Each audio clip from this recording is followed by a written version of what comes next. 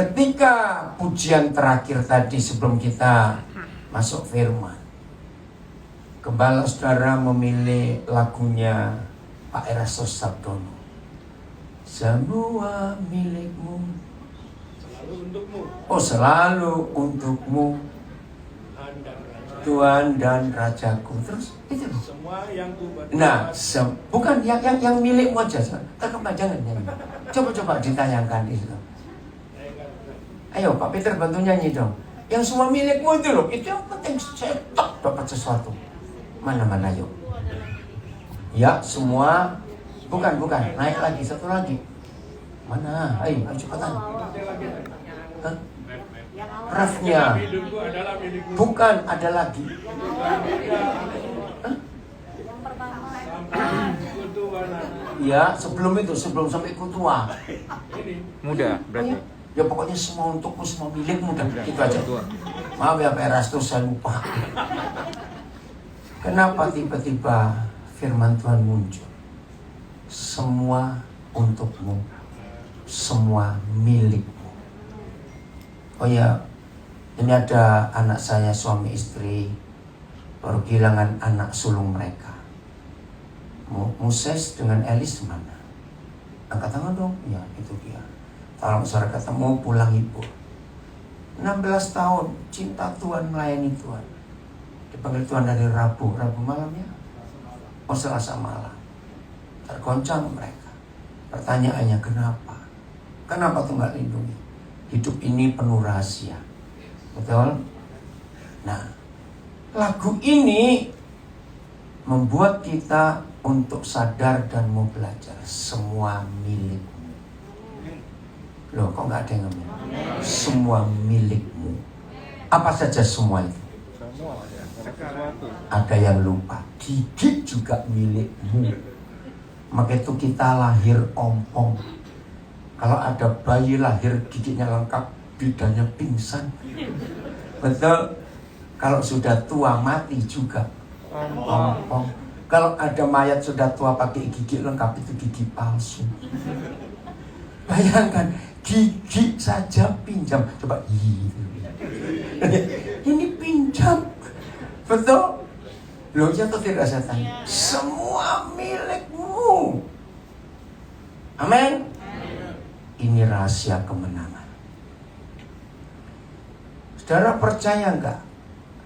Orang yang enggak doyan duit, setan enggak akan dekat-dekat. Enggak amin sih. Telat lagi. Saya ulangi. Orang yang enggak doyan duit, tahu kata enggak doyan duit? Ayo jujur, susah atau mudah orang hidup enggak doyan duit? Nah itu sahabatnya setan. Itu orangnya ketahuan hari ini.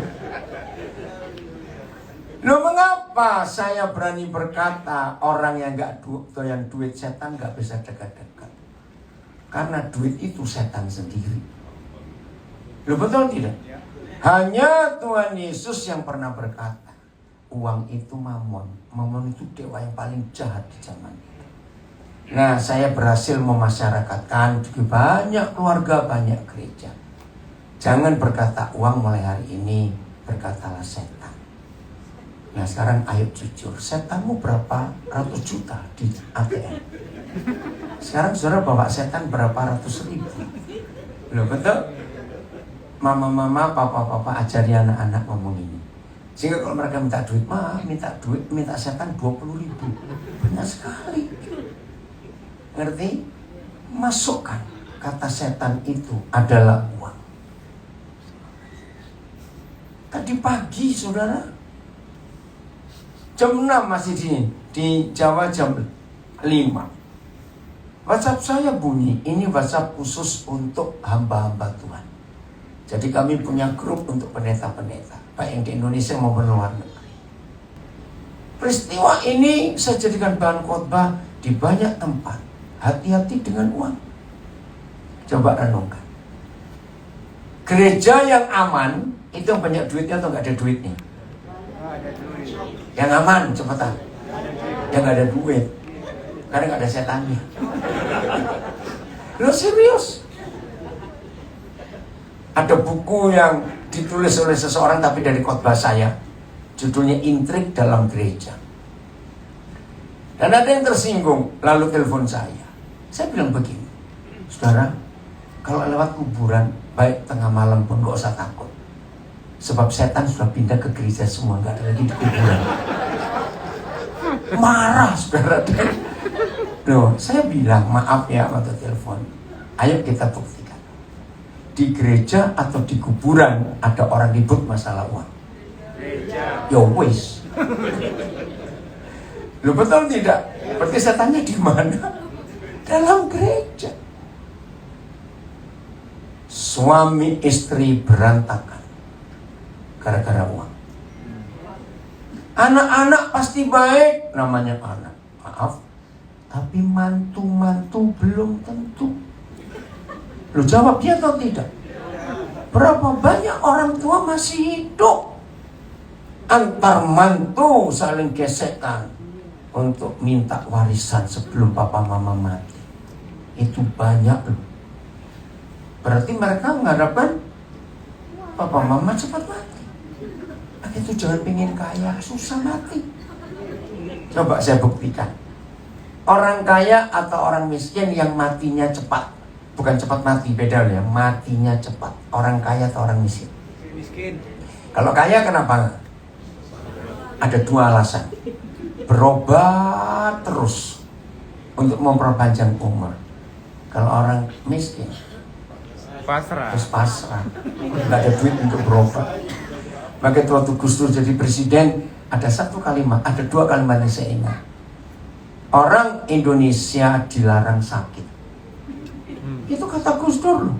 Awal-awal jadi presiden. Kenapa? Mahal. Kedua, Gus Dur berkata, kalau di Indonesia ada orang makan ayam sakit, itu orang miskin. Saya bingung. Presiden kita ngomong, tapi itu fakta. Maka itu perintah Tuhan dalam doa Bapa kami, berikanlah makanan kami secukupnya. Tapi faktanya Tuhan tidak memberi secukupnya, Dia beri lebih. Kenapa kita minta secukupnya tapi Papa beri lebih? Karena di sekitar kita banyak orang yang gak kenal Papa yang baik dan mereka lapar. Lalu Papa titip lebihnya untuk mereka. Kalau ada yang gak percaya, masa kita minta secukupnya kok diberi lebih? Lihatlah, hidup bunder-bunder gini masa secukupnya. Jangan tersinggung. Maka itu menurut doa Bapa kami, murid Yesus tidak boleh simpan makanan hari ini untuk besok, kecuali yang punya warung. Mengapa makanan hari ini gak boleh disimpan untuk besok? Kalau saudara simpan makanan hari buat besok, dosamu 4 kali lipat. Wih, ngeri. Dosa 1 kali lipat aja masuk neraka. Nah kalau 4 kali lipat, neraka sebelah mana? Satu, kalau saudara simpan makanan hari ini buat besok, berarti malam ini ada orang di sekitar saudara tidur dengan lapar. Kejam. Pagi. Orang-orang dekat saya, anak-anak saya tahu sifat saya. Kalau sudah mulai sore, saya akan periksa. Jangan ada sisa untuk besok. Kalau kita sudah cukup makan hari ini, bagi, cari orang. Nah, kami di Nabire, tetangga kami itu rata-rata orang Toraja punya babi peliharaan. Kalau nggak ada orang yang makan, ya kami kasih ke babinya dong. Kok nggak aman? Itu pada buat besok. Jadi babi pun nggak boleh lapar. Haleluya. Toh kalau mereka gemuk kita makan juga. Menolong itu. Dosa kedua. Berarti besok ada penjual-penjual sayur, lombok, rica di pasar nggak laku. Karena sekarang nggak belanja. Lo kok nggak sadar? Lo betul tidak? Betul? Dosa ketiga. Makanan yang dipanasi itu nggak sehat. Lo kok nggak amin lah? Maka itu orang pelit itu jahat. Maaf. Orang pelit itu nggak masuk surga. Ada 3 ayat di Alkitab. Tidak berzina, tidak membunuh, tidak dendam, tapi pelit tetap masuk neraka. Catat saja. Apa itu pelit? Nggak mau berbagi. Jangan lagi untuk orang lain. Orang pelit untuk diri sendiri yang ngitung. Ayo jujur jawab, jangan tersinggung. Saya cuma ngomong. Yang sering ngumpulin kupon-kupon diskon itu orang kaya atau orang miskin? Saya cuma tanya, jangan tersinggung. Ayo jawab. Yang sering ngumpulin kupon-kupon diskon itu orang kaya atau orang miskin? Nah ya kan keterlaluan, sudah kaya kok cari diskon. Maaf ya. Kalau ada yang gak suka, sabar dulu. Soalnya pasti akan panjang umur dengar firman yang gak enak ini. Setuju? Amen. Serius ini. Saya kadang-kadang mikir orang kaya itu kok ngapain sih? Satu kali ada kisah di Australia. Suami istri orang Indonesia pergi ke Australia. Sampai di satu mall ada bakery. Ditulis setelah jam 19 diskon sekian %. Nah dari suami istri ini satu bilang, kalau gitu kita nanti aja ketemu jam 19. Maaf, biasanya ibu atau bapak yang begitu. Ibu. Cepat jawab, biasanya ibu atau bapak yang begitu. Sudah tahu sendiri, kok saya pura-pura, jangan tahu. Lalu si suami berkata, Ma, kalau kita sudah dapat berkat banyak, nunggu diskon. Bagaimana orang yang gak bisa beli dan pengen beli yang diskon? Ini kisah nyata. Saya lihat dulu wajahnya masing-masing. Puji Tuhan, mau belajar terus, saya tahu. Maka itu uang itu jahat, sangat jahat. Kita cepat baca 1 Timotius 6 ayat 9. Cepatnya. Tetapi siapa? Mereka yang kaya. Jadi kita tidak tahu kan mereka gitu. Terjatuh 1 ke dalam pencobaan, 2 ke dalam jerat, 3 ke dalam berbagai nafsu yang hampa, 4 yang mencelakakan, 5 yang menenggelamkan manusia ke dalam peruntuhan kebinasaan. Tahun 70-an saya dapat rahasia ayat ini dahsyat. Dengarkan. Kapal itu perlu air enggak? Untuk apa? Lu ayo. Bukan, ya untuk jadi kapal gitu, susah bener. Nah, kapal yang nggak perlu air itu namanya hiasan. Kalau air itu uang, dengar pertanyaan saya. Ini Roh Kudus ajar saya tahun 70-an, maka itu sikap hidup saya sampai hari ini. Saya pakai ayat ini. Walaupun kapal itu perlu air, ada nggak kapal goblok mengizinkan air masuk ke dalamnya? Tidak. Kalau ada? Ya, tenggelam. Ya tenggelam, bukan kapal lagi. Saudara dengar, kapal selam saja tidak akan izinkan air masuk ke dalamnya. Begitulah kita hidup. Nggak ada manusia hidup nggak butuh uang. Sombong orang itu dan munafik. Saya perlu uang untuk banyak yang saya kerjakan. Tapi saya tidak izinkan uang masuk ke hidup saya. Maka itu ada kata menenggelamkan. Catat itu. Tanya ini, 5 orang ini tadi baru tiba dari Nabire tadi malam 8:30. Nanti kalau ada waktu mereka belum kemana-mana, tanya, apa yang Tuhan kerjakan dengan kami di Nabire? Itu perlu uang banyak. Waktu saya tiba di Nabire dengan istri 18 Agustus 1993, baru setahun kami menikah. Begitu tiba, kami gak punya apa-apa. Rumah belum ada apa-apa. Church 4,5 M. Kalian sempat lihat asrama baru? Nah, itu luar biasa. Guru-guru semua ada perumahan. Bahkan 93 kami masuk gak tahu apa-apa, gak punya apa. Kami perlu uang, tapi kami gak izinkan uang masuk ke hidup kami. Tolong renungkan.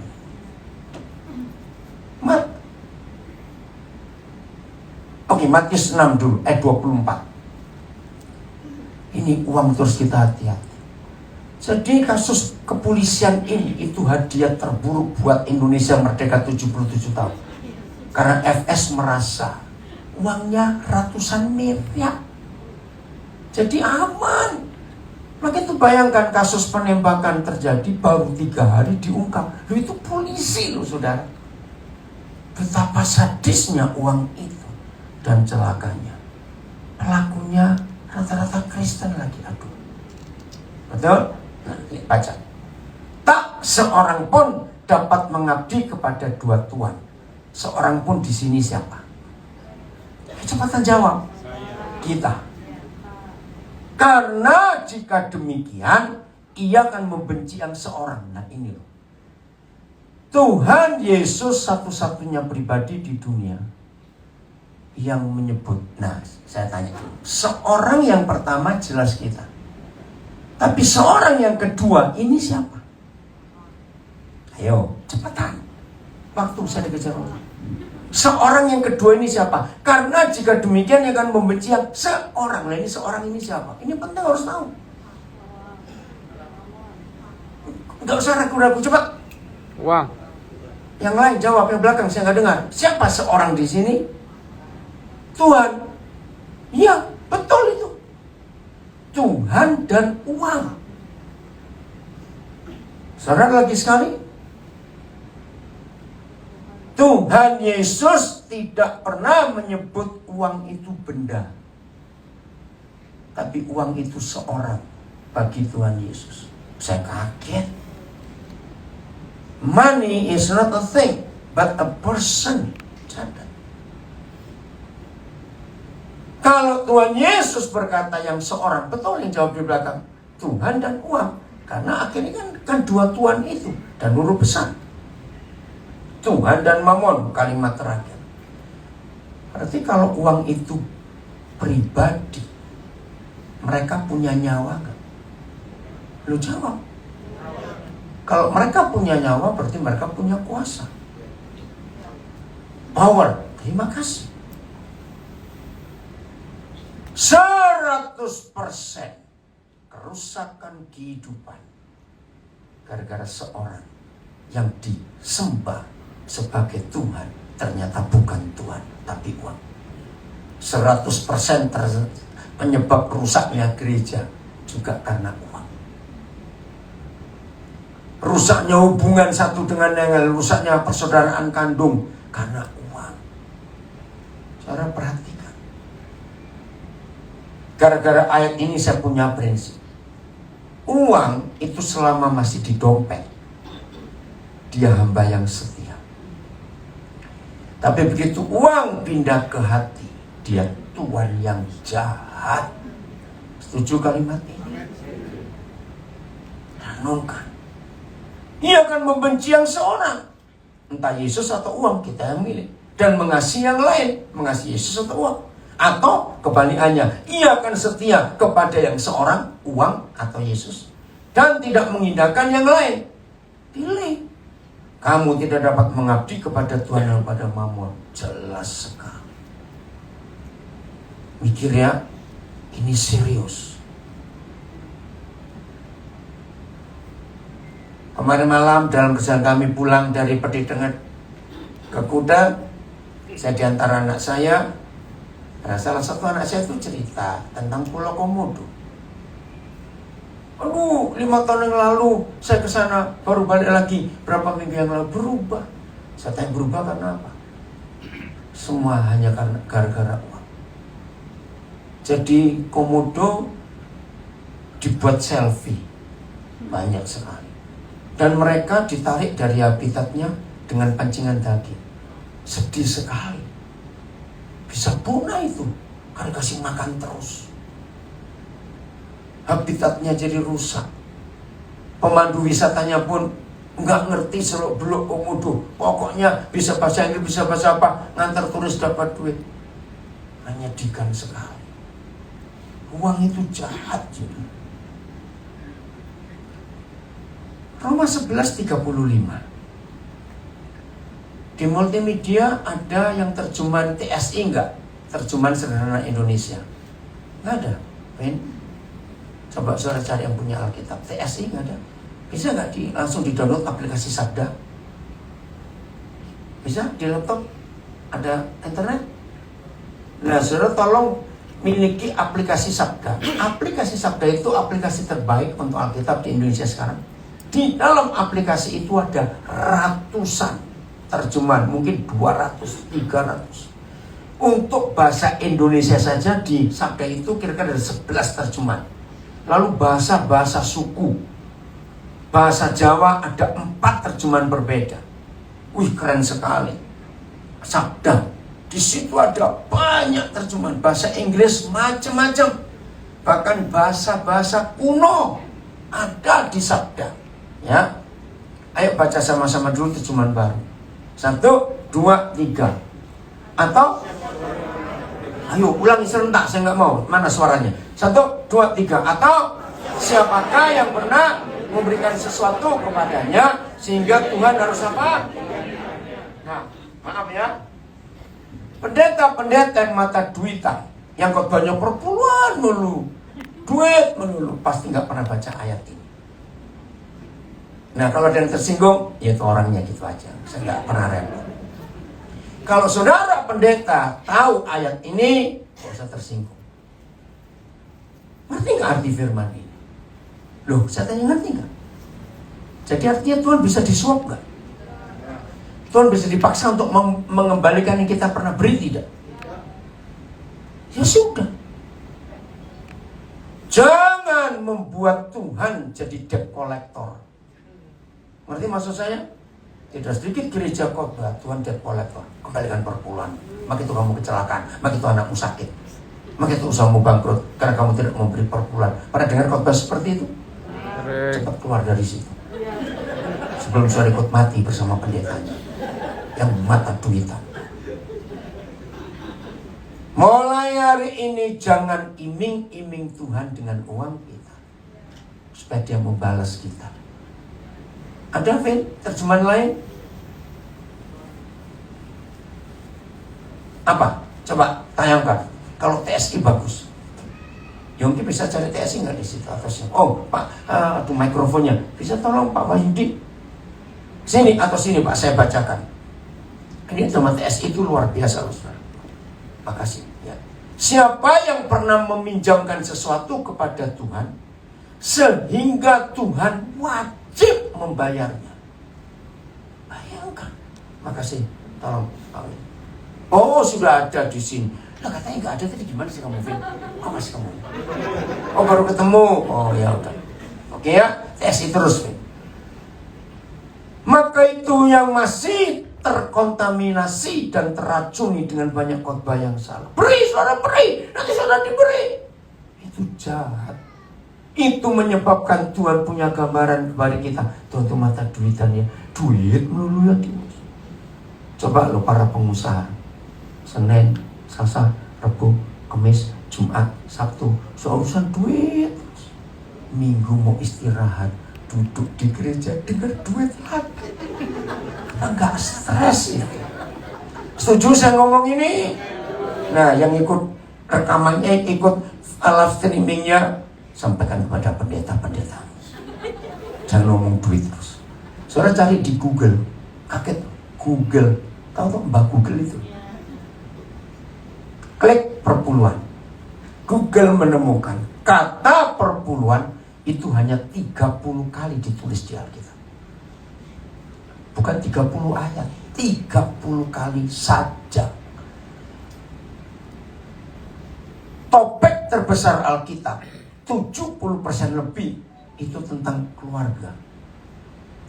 Jadi seharusnya gereja lebih banyak khotbah yang mana? Keluarga. Karena itu topik terbesar.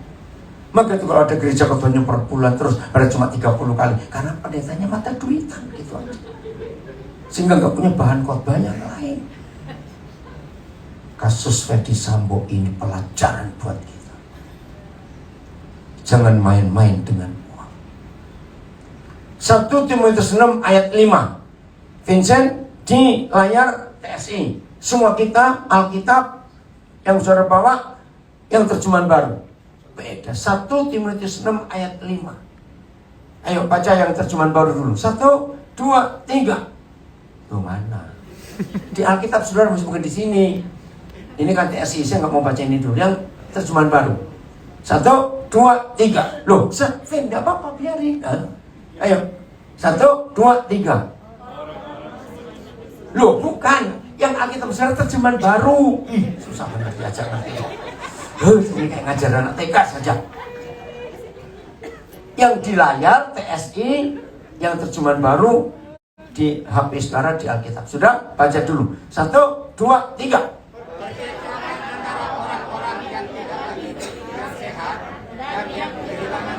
Stop. Apakah kalian tidak berpikiran sehat?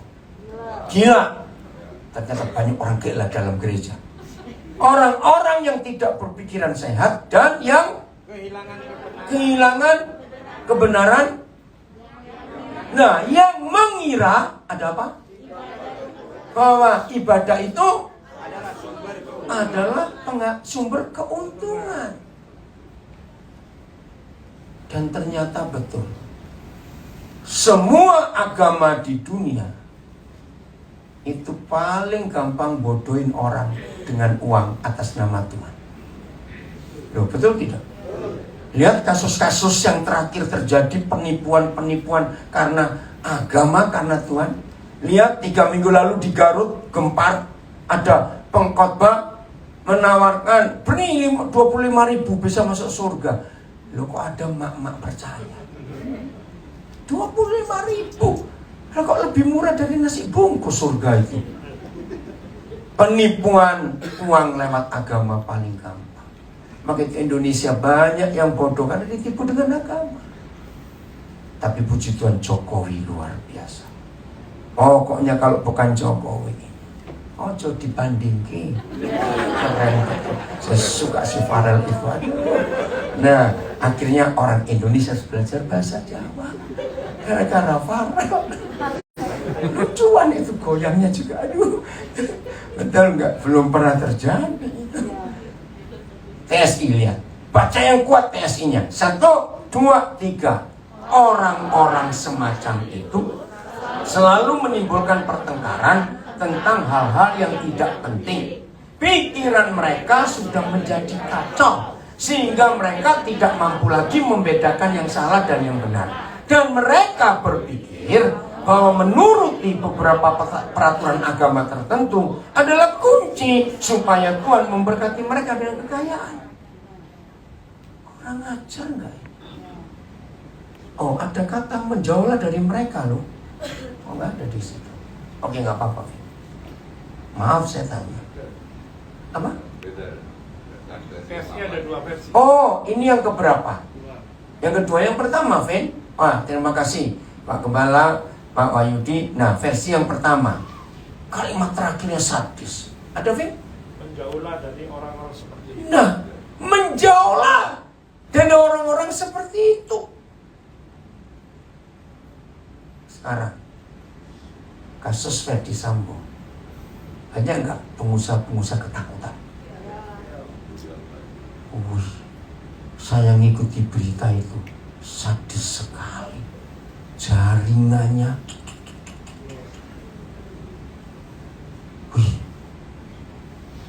Tuhan nggak mau tinggal diam. Tuhan sayang Indonesia. Tuhan pasti akan bela. Nah, inilah fakta. Jangan ngomong uang bersamaan dengan ngomong Tuhan. Karena mereka dua bermusuhan. Kalau mau ngomong uang, jangan libatkan Tuhan. Kalau mau bicara tentang Tuhan, jangan libatkan uang. Kalimat ini penting untuk kita miliki dalam hidup. Rusak nanti. Nah, diskusi tadi pagi saya sebutkan satu ayat. Kaget semua mereka. Ternyata walaupun mereka hamba-hamba Tuhan, tapi banyak yang nggak tahu ayat ini. Yohanes 13 ayat 31. Yohanes 13 ayat 31. Maka itu hati-hati dengan si kunyuk satu ini. Ya, saya bilang dia kunyuk itu. Tiap kali mendengar kata Yudas, saudara mikir apa? Uang. Pengkhianat. Ya pengkhianatnya gak karena uang. karena dia ingin dapat uang gitu. Oke? Setelah Yudas pergi, ini sadis, berkatalah Yesus. Apa yang dikatakan? Nah, intonasi salah. Sekarang! Karena dia menunggu lama sekali sampai si mata duitan ini pergi. Setelah dia pergi, ayo baca, setelah Yudas pergi, Sekarang Anak manusia dipermuliakan dan Tuhan dipermuliakan di dalam dia. Pertanyaannya, berarti selama ada Yudas bisa dipermuliakan enggak? Tidak. Jangan main-main dengan uang. Ayat 32. Nanti TSI-nya ya, Vin. Jikalau Tuhan dipermuliakan di dalam dia, Tuhan akan mempermuliakan dia juga di dalam dirinya. Dan akan mempermuliakan dia dengan segera. Berarti Papa di surga pun nunggu siapa? Segera itu loh. Berarti Papa di surga pun nunggu siapa? Yudas pergi. Dan hebatnya Tuhan Yesus nggak diusir. Oh nggak, amin. luar biasa. Padahal logikanya jadi duri nggak selama ada Yudas. Tapi dia nggak mengusir. Catat itu baik-baik. Maka itu orang yang mata duitan lebih setan daripada setannya sendiri. Loh serius, catat itu. Saya kaget menemukan kalimat ini Tuhan ngomong. Maka itu sampai membunuh bisa pakai cara yang licik sekali. Betul? Wih, bisa skenario-nya. Aduh, sadis pokok. TSI-nya ayat 31. Ya. Baca 1, 2, 3. Sesudah Yudas keluar, Yesus berkata kepada kami, sekarang sudah waktunya untuk aku, anak manusia, dimuliakan. Dan Tuhan dimuliakan melalui apa yang terjadi atas diriku. Tunggu Yudas pergi keluar. Jadi, bagaimanapun hebatnya sebuah gereja, bisa hebat tanpa Yesus dan Roh Kudus kalau uangnya banyak di gereja itu. Kalimat ini betul atau salah? Serius. Maka itu kalau seorang melihat gereja-gereja wah dengan semuanya, belum tentu ada Yesus. Uang pun punya kekuatan yang sama seperti Tuhan Yesus. Baca Wahyu 3 gereja Laodikia ayat 32, Vin. TSI-nya ayat 32. Oleh karena aku akan mempermuliakan Tuhan, maka Tuhan juga akan memuliakan aku. Dan dia, Tuhan, akan segera melakukan hal itu. Berarti Papa dan Yesus itu terganjal dengan Yudas selama 3,5 tahun itu. Tapi dia nggak mengusir. Tunggu waktunya. Ingat, kapal sangat perlu air. Tapi kapal tidak boleh memasukkan air ke dalam dirinya. Ingat kalimat ini. Tenggelam dia. Kita perlu uang. Ini kedahsyatan Tuhan. Matius 28. Mulai ayat 11. Matius 28 mulai ayat 11. Judulnya apa? Di Alkitab Saudara di layar nggak ada judul. Dusta Mahkamah Agama. Kalau dalam gereja ini ketua-ketua sinode, hamba-hamba Tuhan hebat. Di dalam agama apa saja punya tokoh-tokoh. Dan lihat kasus-kasus penipuan keuangan. Betul, investasi bodong atas nama agama. Pelakunya itu pengkhotbah hebat. Catat itu. Ketika mereka di tengah jalan, mereka ini para imam, datanglah beberapa orang dari penjaga itu ke kota dan memberitahukan segala yang terjadi itu kepada imam-imam kepala, tokoh-tokoh agama tingkat tinggi. Ayat 12. Dan sesudah berunding dengan tua-tua, lah ini bawaannya lagi, mereka mengambil apa? Keputusan. Lalu baca yang kuat. Lalu memberikan sejumlah besar uang itu kepada serdadu-serdadu itu. Ngeri. Ternyata money politik sudah terjadi ribuan tahun yang lalu. Betul? Ini politik uang bukan? Untuk membungkam. Dan ini yang terjadi di kasus kepolisian Republik Indonesia hari-hari ini. Pikirnya dengan uang selesai semua. Ayat 13. Dan berkata, siapa yang berkata ini? Imam-imam. Persis seperti Ferdy Sambo berkata kepada semua perwira, kalau ada apa-apa, urusanku nanti. Kamu diam saja. Kan ini militer. Kamu harus mengatakan kepada murid, kamu harus mengatakan bahwa murid-muridnya datang malam-malam dan mencurinya ketika kamu sedang tidur. Ini money politik. Nah, kalimat ayat 14 ini yang dilakukan oleh Ferdy Sambo kepada semua jajarannya yang tingkat tinggi itu. Dan apabila itu kedengaran oleh wali negeri, ini Herodes, kami akan berbicara dengan dia. Dengan apa bicaranya? Uang lagi. Sehingga kamu tidak beroleh kesulitan apa-apa. Ini dilakukan Ferdy Sambo persis.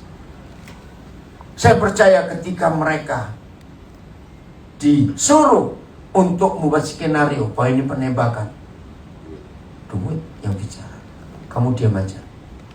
Maka itu saya katakan tadi, kalau wali negeri kita bukan Jokowi, menguap kasus itu. Betul tidak? Karena wali negeri kita nggak mata duitan.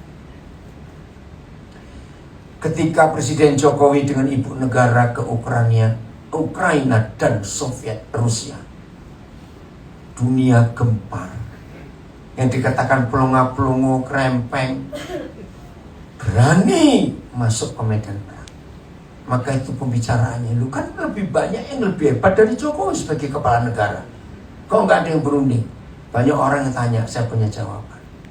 Jokowi ini presiden yang nggak punya musuh. Betul tidak? Dihujat, dihina, difitnah, dijelek-jelekan, dikata-katai, nggak balas. Lain dengan yang sebelumnya, langsung curhat di sosial media, minta perhatian. Gak usah tanya siapa, ngerti sendiri. Orang yang masih punya musuh nggak berani mendamaikan, batinnya tertuduh. Jokowi nggak punya musuh, maka itu berani. Ternyata Jokowi itu menggenapi Matius 5 ayat 9. Berbahagialah kamu kalau kamu nggak punya musuh, sebab kamu akan disebut anak-anak Tuhan. Hanya satu ayat ini yang memberitahu kita kapan, mengapa, kok bisa kita disebut anak-anak Tuhan. Disebut anak Tuhan bukan karena sudah dibaptis, hafal ayat Alkitab, suka doa pagi, doa puasa. Tidak. Ini satu-satunya ayat dalam seluruh Alkitab yang mengatakan disebut anak-anak Tuhan karena kita nggak punya musuh. Maka itu kalau saudara masih punya musuh, bertobat. Cuma ada satu di antara dua. Kalau nggak anak Tuhan, anak setan kita semua. Maka itu kalau ada yang berkata gini, Pak Peter, saya tuh nggak punya musuh, cuma ada orang saya tuh malas ketemu. Goblok. Itu baik-baik, nggak punya musuh kok malas ketemu. Awas. Setuju? Ayo periksa. Firman Tuhan itu luar biasa. Maka itu seharusnya kita belajar dari Jokowi, ini orang hebat. Saya percaya kok periode ketiga akan dilanjutkan terus dengan cara Tuhan. Udah gak usah ngajari Tuhan, biar. Serius bukan? Aduh, Farel saya jadikan tanda. Ini sebuah tanda. Ojo dibandingin. Keren betul lah. Padahal lagu itu kan untuk orang yang patah hati, ditinggal pacarnya. Aku ojo dibanding-bandingin. Ternyata nggak tahu yang ganti itu siapa. Keren betul. Lucu ya kok lihat suara saya nggak bosan-bosan suaranya dia. Karena memang saya sangat kecil. Terus gayanya itu saya nggak bisa nirukan. Betul ya. Orang Amerika ikut dia, awas nggak itu. Ayo kembali ke Matius 28. Oke, ayat berapa tadi ya? Saya lupa. 15, 14. Nah, oke, sudah. Ayat 15 sekarang. Mereka menerima uang itu dan berbuat seperti yang dipesankan kepada mereka. Aduh, kasihan Eliezer. Betul? Nah, saudara tahu pengacara terakhir itu anak saya, Roni Talapes. Dia itu anak yatim piatu yang saya temukan di Manokwar.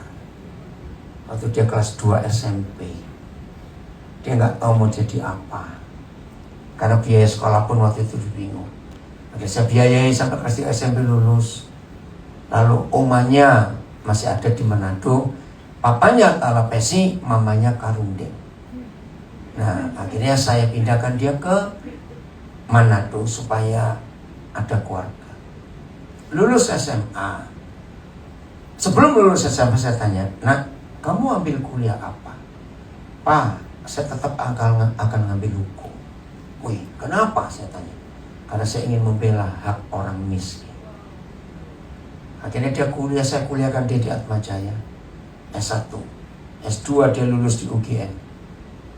Ketika dia dilantik jadi pengacara, saya cuma pesan satu. Saya punya 4 anak pengacara. Dan 4 saya pesan satu. Papa tidak izinkan kalian ngurus perceraian. Kalian berani ngurus perceraian, Papa nggak akui kamu sebagai anak. Karena pengacara itu kaya kalau ada orang cerai. Kalau ada di sini bertobat kamu. Menceraikan orang itu gampang, pasti berhasil kok. Bayarannya tinggi lagi. Mengapa keluarga Eliezer memilih anak saya ini? Karena begitu lulus jadi pengacara, dia langsung daftarkan diri.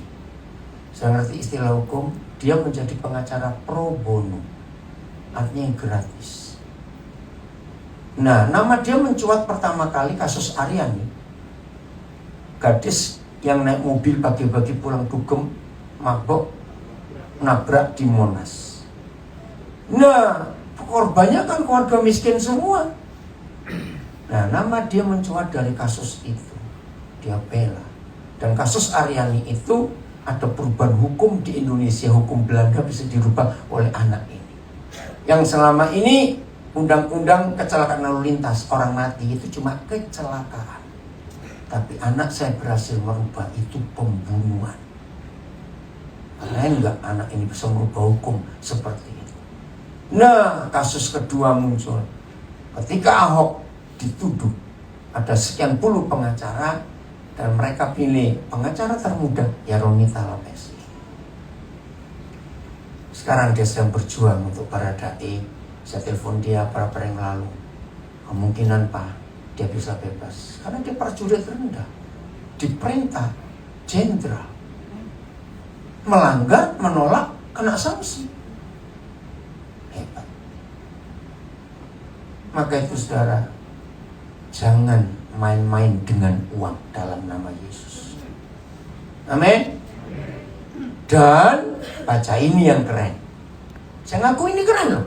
Dan ayo, itu loh dan cerita apa? Cerita apa dulu? Ya, saya tahu itu ini Pak, saya tahu. Apa yang saya tanya kok ini lagi? Iya, berita bohong, money politik itu tersiar di antara orang Yahudi sampai kalau ada besok sampai besok. Ada 10 tahun lagi tetap. Nah, yang pernah ke Israel setuju aja. Sampai hari ini orang Yahudi tetap percaya Yesus nggak bangkit. Dicuri mayatnya malam-malam sampai hari ini. Begini cara ngitung, saya pakai rumus matematika. Ya. Kalau AB itu sama dengan 3, CD juga sama dengan 3. Jadi AB dengan CD, lo matematika lo. Sama. Dengarkan. Di perjanjian lama banyak tertulis mujizat-mujizat yang Yahweh Tuhan kerjakan. Selalu ada akhiran, dan hal ini ada sampai hari ini. Loh, betul nggak? Saya tanya ini serius loh. Betul? Ayo kita bandingkan. Apa yang Yahweh Tuhan buat itu ada sampai hari ini. Ternyata yang uang buat juga ada sampai hari ini. Wow. Loh, jawab. Ini saya kaget. Wih. Maka itu tidak salah kalau Tuhan Yesus berkata Matius 6:24. Seorang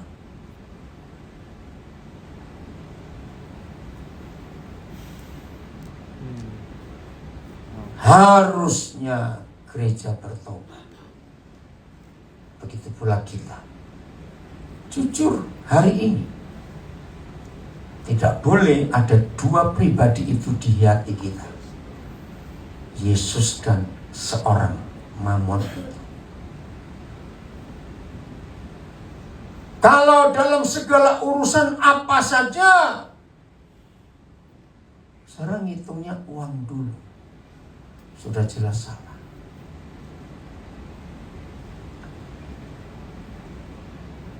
Kita buka satu lagi, Yohanes 1 ayat 1. Nah, ini pola saya hidup yang saya ajarkan ke banyak orang. Kalimat pertama aja baca, 1, 2, 3. Pada mulanya adalah firman. Stop dulu. Nah, gereja yang tidak mengerti firman ini, maka selalu dikatakan pada mulanya adalah fasilitas. Saya tanya, wajar atau salah? Loh, enggak wajar atau salah? Wajar. Bagaimana kita mau punya gereja kalau enggak punya fasilitas? Tapi tidak dengan hidup saya. Semua orang tahu cara saya hidup. Memulai apa-apa, saya bukan karena uang. Saya selalu nunggu Papa berfirman apa, dan itu saya lakukan. Tepat 17 Agustus kemarin, pas kami suami istri mensyukuri 30 tahun usia pernikahan kami, saya diwawancara oleh seorang reporter pendeta dari Malaysia. Dan ternyata reporter ini sudah tahu saya sejak 15 tahun yang lalu. Tapi baru ketemu tanggal 16 Agustus kemarin. Kaget saya. Nah, dalam wawancara dia tanya banyak hal, salah satunya begini. Jadi, dia bisa bahasa Indonesia, manggil saya Koden. Jadi Koden itu memulai apa-apa dengan uang atau enggak? Nah, kebetulan ada 2 anak saya yang saya kuliahkan ikut. Don, Papa cuma hari ini, nanti sore sudah balik ke Papua. Maaf. Saya nggak jawab. Suruh anak ini 2 yang saya kuliahkan. Kaget reporter ini. Karena saya bacakan ayat ini. Loh, ngerti nggak? Maka itu jangan mulai apa-apa dengan uang. Ada kisah nyata ini, Pak Yongki dengan Bu Sherry. Tahu orang Bali ya? Saya suka nyebut dia pendekar tangan satu. Terus istrinya itu pendeta TikTok. Cari aja nama Shelly Roti. TikTok paling keren. Kalau ngomong, mereka itu kenal cuma 4 hari langsung memutuskan menikah. Saya pusing. Kenapa? Karena dalam prinsip saya harus kenal dulu. Nah, Yongki itu sejak bulan November tahun 85 sudah tinggal dengan saya serumah. Nah, setelah kami tahun 91 dapat kesempatan ke Papua, dan tiap hari di rumah kami Surabaya itu orang bolak-balik urusan Papua. Nah, suatu hari Yongki itu bilang, minta. Nah, Shirley itu utusan dari sekolah kitab Tawangmangu. Berapa orang? 2 orang, 3 orang itu? 2 ya, 2 gadis datang ke Nabire untuk praktek pelayanan. Nah, kami suami istri keberatan Yongki ikut, maaf ya Yong. Tangan cuma 1, yang tangan 2 aja kita repot. Ke Papua ini tangan 1 lagi. Tapi luar biasa. Nah, Tuhan berfirman kepada saya, izinkan dia pergi. Oh ya sudah. Cuma mau apa saya juga tidak tahu. Ini tangan satu bisa bangun rumah kayu, kayak Minasa, gambar sendiri, gergaji. Wih, keren betul. Tangan satu aja bisa nyetir Jakarta, dan pasar Jakarta beberapa puluh kali dengan tangan satu. Anaknya 4, dari 5 meninggal 1. Terus saya bilang, Yung, kalau tanganmu 2, anakmu berapa? Maaf ya, saya suka belum dengan dia. Oke, sampailah dia kena piring. Nah, baru nyampe Tante Maria nyalami dia. Tahu Tante Malaria tuh, malaria. Tante Malaria. Waduh, dia kena malaria. Baru datang. Nah, kami semua sibuk. Satu-satunya tim yang bisa, ya Shirley ini. Oh apa ini? Apa sih? Ya, cerita selanjutnya tanya sendiri. Supaya saudara penasaran. Setelah itu bilang, kami kalau menikah gimana? Kami siapa? Baru berapa anak? Wah, saya telepon orang tuanya Shirley karena saya kenal juga. Saya ceritakan siapa Yongki ini, tangan satu. Maaf ya, gak punya ijazah, gak punya segala. Jawaban orang tuanya Shirley, saya kaget. Kalau memang itu Tuhan yang mau. Wih, padahal saya sudah cerita yang gak enak tentang Yongki ini. Supaya orang, karena saya tuh mikir, kalau saya punya anak perempuan, terus dilamar orang kayak begini, saya juga mikir loh sekarang. Maaf ya, lo jujur. Gimana? Apa wajar? Apa bilang apa tadi? Apa? Manusiawi, keren betul istilahnya. Tapi sekarang kita semua lihat mereka keluarga yang luar biasa. Itu Vincent anak nomor 2 tuh di belakang. Bagian ini nomor 2 ya, sampai lupa ya. Hebat mereka. Kok bisa lihat ke sini? Soal apa tadi? Oh ya, firman. Jadi mulai apa-apa dengan firman. Kemarin malam sehabis pertemuan di kafe Huga di Petit Tengah 12 selalu sharing. Ternyata ada 2 orang yang sudah pacaran lama, dan pacar perempuan ini anak teman saya pendeta di Samarinda. Terus saya tanya, tunggu apa? Jawabannya bilang tunggu modal. Karena saya nggak berani, saya gregetan kalau saya orang ngomong duit gitu. Saya bacakan ayat ini. Kalau kamu mulai rumah tangga dengan uang, berarti kami mulai dengan setan. Loh kok nggak amin? Mulai apa-apa dengan firman. Tuhan bicara apa? Setuju? Maka itu kalau ada di antara saudara masih kesulitan dalam banyak hal, nggak usah nambahin modal, nggak usah tambah ini tambah itu, duduk diam, tunggu firmannya apa untuk saudara. Karena firman ini segala-galanya. Lihat ayat 3 Yohanes 1. Pokoknya siapa yang menghadapi kesulitan, lari kepada firman ini. Berapa hal? Lu baca itu. Berapa hal saya tanya? Loh, berapa hal? Baca tuh susahnya. Yang belakang mana suaranya? Berapa hal? Segala sesuatu. Berapa segala sesuatu itu? Semuanya. Bukan banyak, salah. Semua dijadikan oleh, nah dianya itu firman. Segala sesuatu. Saya sangat radikal terhadap firman ini. Saya ulangi lagi. Apapun kesulitan, tantangan, tekanan yang saudara hadapi, jangan lari cari utangan, cari modal, jangan. Duduk. Nantikan firman-Nya. Tuhan bicara apa kepadaku. Ini mutlak. Dan tanpa siapa? Bukan. Firman kok lupa lagi. Tanpa firman tidak ada suatu pun yang telah jadi dari segala yang telah dijadikan. Firman. Kisah Rasul 13 ayat 22. Ini harus kita nantikan. Kisah Rasul 13 ayat 22. Roh Kudus, kami mau bertobat tadi. Setelah Saul disingkirkan, Tuhan mengangkat Daud menjadi raja mereka. Nah ini. Tentang Daud, Tuhan telah apa? Stop dulu. Ini kalimat saya suka. modal terhebat di hidup kita bukan gelar, bukan pendidikan, bukan uang, bukan ruko, tanah, tempat strategis, tidak. Tapi kalimat ini, Tuhan telah menyatakan.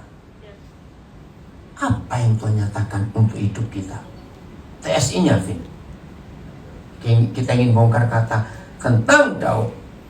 22. Wih, ini dahsyat sekali. Suami-suami, modal terpenting adalah Tuhan berfirman apa? Maaf ya. Saya punya konsep dahsyat yang buat orang kaget. Suami tidak boleh membuat istrinya rasa secure, aman. Karena duit suaminya banyak. Bahaya besar. Buat istri kita rasa aman. Karena suami takut Tuhan. Itu yang terhebat. Jangan uang. Maaf. Kalau ada istri masih materai, duit-duit terus bicaranya bertobat hari. Engkau membuat neraka dalam keluargamu. Maaf. Serius. Tetapi waktu Yahweh menurunkan Saul dari tahtanya, dia mengangkat Daud sebagai raja. Dan inilah yang Tuhan katakan tentang Daud. Nah ini, Tuhan tuh ngomong apa terhadap hidup saudara dan hidup saya?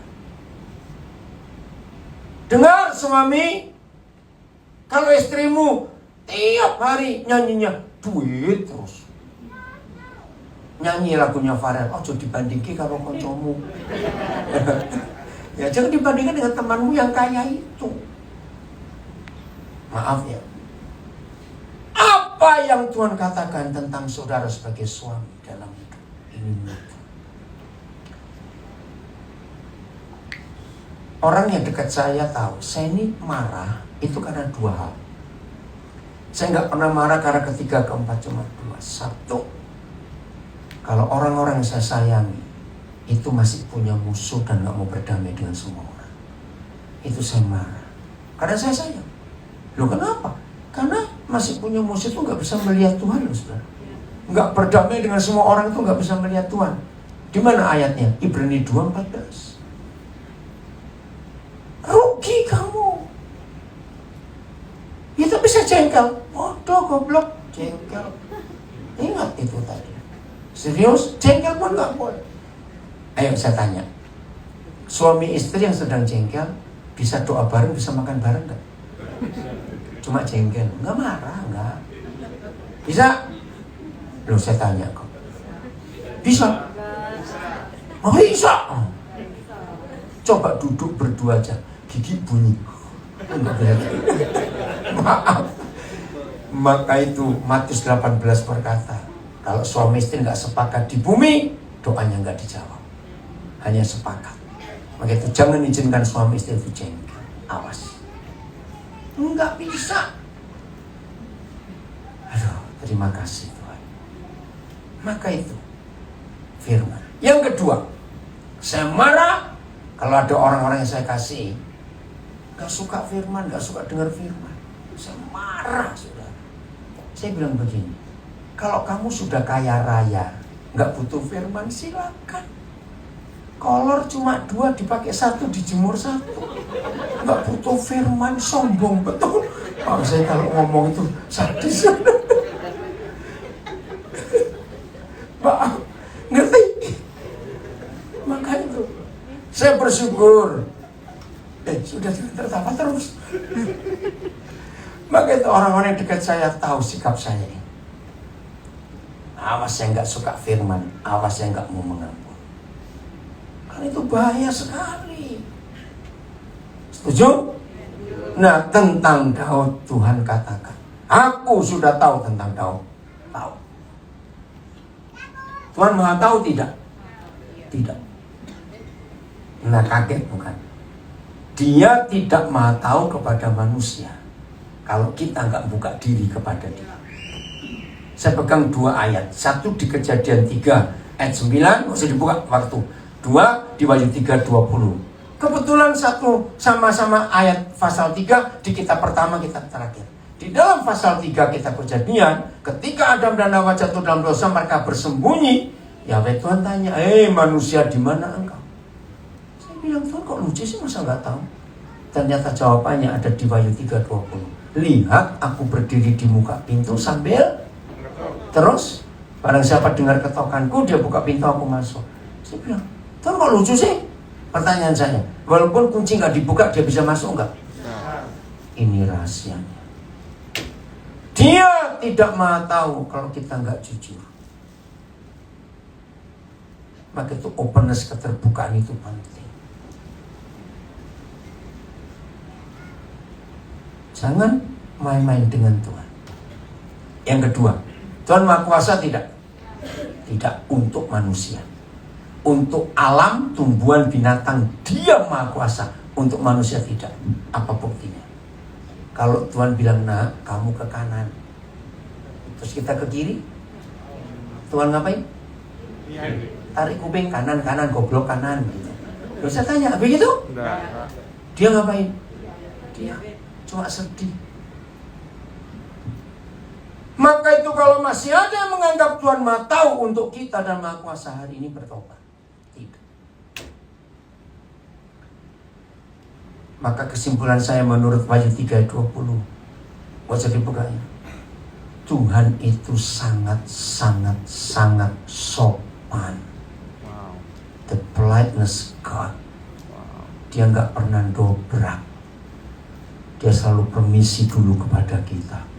Nangis saya. Segitunya Tuhan. Mari jujur. Area mana di hidup saudara yang belum serahkan kepada Tuhan? Saya tanya, lebih mudah nyerahkan hidup atau nyerahkan dompet kepada Tuhan? Ayo ngaku. Hidup. Atau dompetmu? Nah, ini loh jawabannya. Saya pernah dengar khotbahnya Pak Stem itu tahun 76 di Balai Sahabat Surabaya, Jalan Genteng Kali nomor 31. Pertemuan mahasiswa. Wih, Pak Tong khotbah. Wih, dengan berapi-api.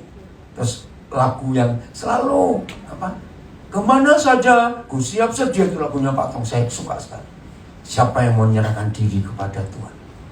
Hampir semua yang ada di gedung itu menyerahkan diri, termasuk saya. Turunkan tangan. Siapa menyerahkan dompetnya kepada Tuhan? Cuma 2 orang. Lalu Pak Tong berkata, inilah bukti. Kalau kamu menyerahkan diri, semuanya termasuk dompetmu. Ya gak amin, ya gak apa-apa. Saya corak dengan Tuhan. Saya gak maksa. Indah kalau begitu hidup dengan Tuhan. Betul? Nikmati perjalanan ini bersama dengan Papa kita. Nanti malam jam 6 saya akan terbang dari Ngurah Rai ke Jakarta, lalu langsung lanjut Jakarta Timika direct, lalu Timika Nabire. Senang sekali. Ayo yang sudah bosan di Bali, ayo ke Papua, ayo. Tanahnya masih luas, udara masih segar, nggak ada macet. Ya terserah saudara. Tuhan memberkati kita semuanya. Tepuk tangan buat diri sendiri. Ingat jangan makan duitan. Oke?